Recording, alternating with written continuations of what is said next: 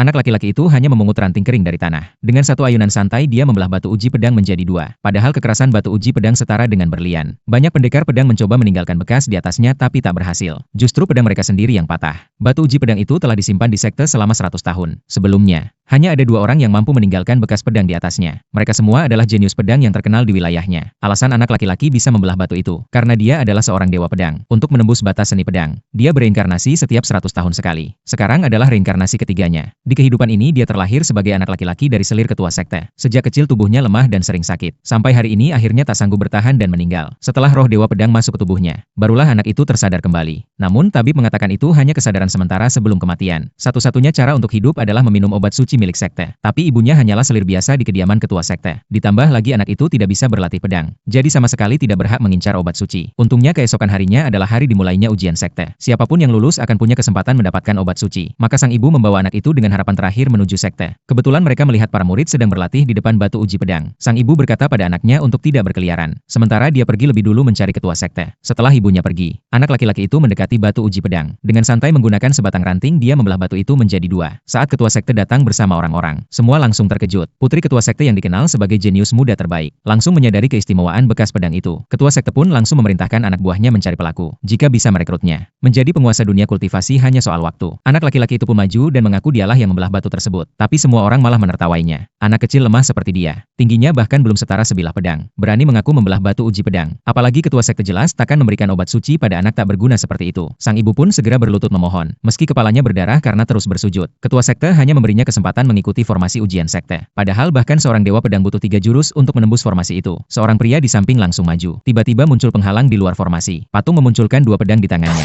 Beberapa tebasan energi pedang menyerang mendadak. Namun semuanya dengan mudah dikalahkan oleh pria itu. Tapi di tahap kedua terdapat puluhan ribu tebasan energi pedang yang saling bersilangan. Semua yakin dia akan menembus formasi dengan mudah. Namun anak itu pelan berkata, dia butuh setidaknya 10 jurus untuk melewatinya. Pria itu pun langsung mengeluarkan teknik pedangnya yang terkuat. Akhirnya dia baru berhasil menembus formasi dengan 11 jurus. Saat mendarat dia masih sempat mengejek anak itu sebagai sampah. Berani mengincar benda suci sekte. Ibunya hendak maju menembus formasi. Tapi putri ketua sekte lebih dulu maju. Dan menggunakan teknik pedang dasar untuk mengajarkan cara menembus formasi. Dengan 2 jurus dia berhasil melewati formasi. Saat giliran sang ibu maju. Tahap pertama. Dia meniru gerakan putri ketua dan berhasil menembus dengan mudah. Namun di tahap kedua, energi pedang datang seperti badai. Dengan kekuatannya jelas tak sanggup menembus formasi. Melihat itu anaknya segera memberitahu cara menembus. Cukup lemparkan pedang ke langit. 1 jurus cukup untuk menang. Langsung terdengar tawa dari sekitar. Tak ada yang percaya anak yang tak pernah berlatih pedang bisa memberi cara menembus formasi. Tapi saat ribuan energi pedang menyerang sang ibu, dengan terpaksa dia mencoba teknik yang diajarkan anaknya.